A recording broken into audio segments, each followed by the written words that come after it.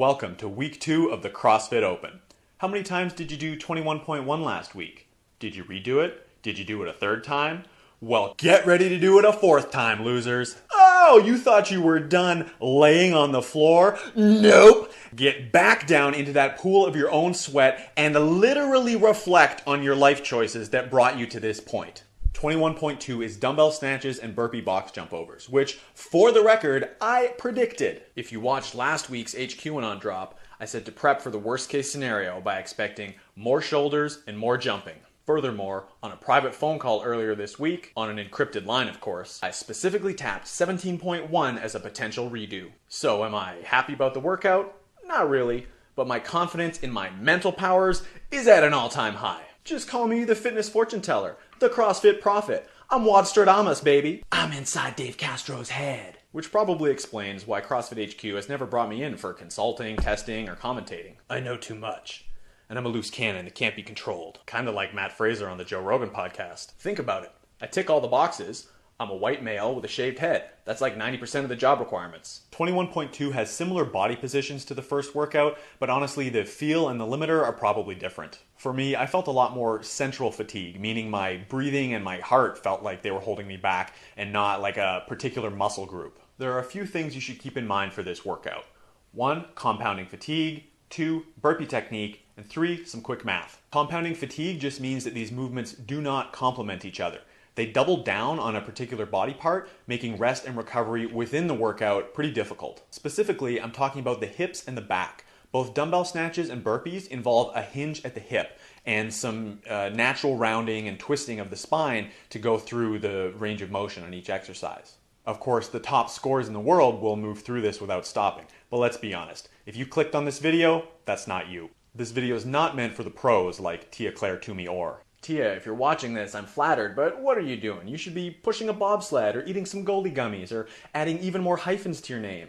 Burpee technique. Including the box jump over, there's a lot of motion and footwork in these reps. For me, I really failed to hold a quick pace in the burpees in the later rounds of the workout. So the takeaway is you gotta pick a cadence and a rhythm early in the workout that won't sabotage you in the tail end. Hate it when that happens. More on this in a second. One technique I used on these reps was an ankle roll off the side of the box. Basically landing my right foot as close as possible to the edge and then immediately slicing it down to the floor. The goal being to achieve the good rep requirement of having 2 feet touch the box without actually taking the time to stop and put all my weight and momentum onto the obstacle in my path. You'll also notice I used an asymmetrical flow. I stepped the same foot and turned the same way each rep. The benefit of this is that it's easier to get into a flow and rhythm.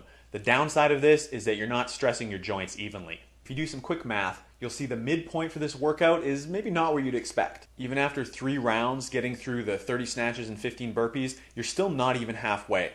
And surprise, surprise, the first 3 rounds are pretty easy, but then just like in life, you hit 40 and suddenly things don't feel so good. The point of everything I just mentioned is this. You need to find a place to rest in this workout.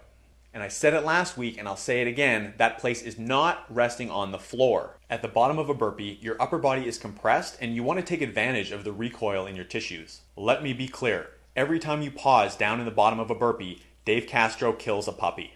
Keep that in mind. Instead, rest in a natural standing position before you jump on the box or before you drop down to the floor. Those are the 2 most obvious unloaded positions in the movement where you can actually take a breath. Here's some tips for warm-up. This is actually a very wrist and hand intensive workout. I'd recommend taping the thumbs to avoid blisters and try something like a reverse wrist push-up to warm up and stabilize the joint. Also, I'm a fan of doing some simulated snatches with a PVC or a broomstick. The point of this is to teach yourself the proper angling, timing, and positioning of the weight and your body in order to cycle the reps efficiently. And do some banded hip hinge mobilizers if you're having trouble flowing down into position in either movement. And of course, a favorite from last week, the shoulder extension liftoff or hover. You want to be able to glide in and out of the bottom of your burpee before Castro can kill that kitten.